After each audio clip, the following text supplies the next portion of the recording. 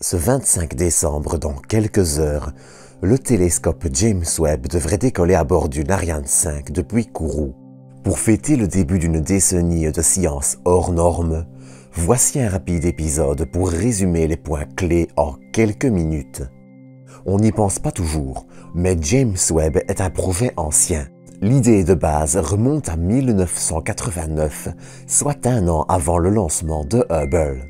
Il est ainsi, malgré avoir risqué l'annulation en 2011, le fruit d'une longue évolution et un bijou de technologie. Je pense notamment à son pare-soleil de 22 par 10 mètres, fait de 5 feuilles épaisses d'un cheveu qui font passer sa température de 100 degrés pour le côté exposé au soleil à moins 237 à l'ombre, ou encore à son miroir dépliable composé de 18 segments. Mais on peut aussi parler des instruments NIRCam, NIRSPEC, MIRI ou NIRISS qui réaliseront une foule d'observations différentes.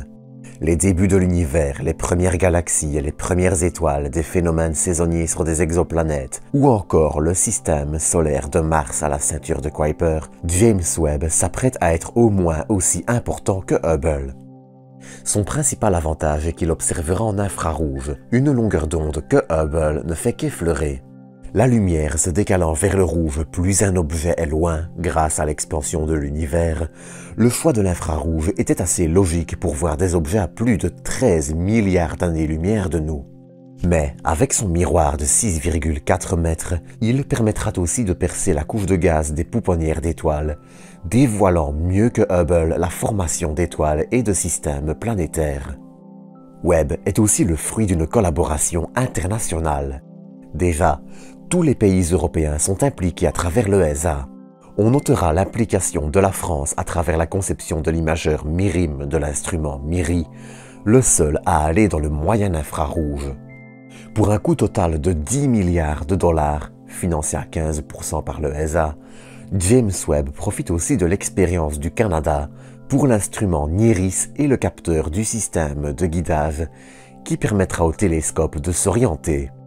NIRISS est un instrument double qui sert au guidage et aux observations.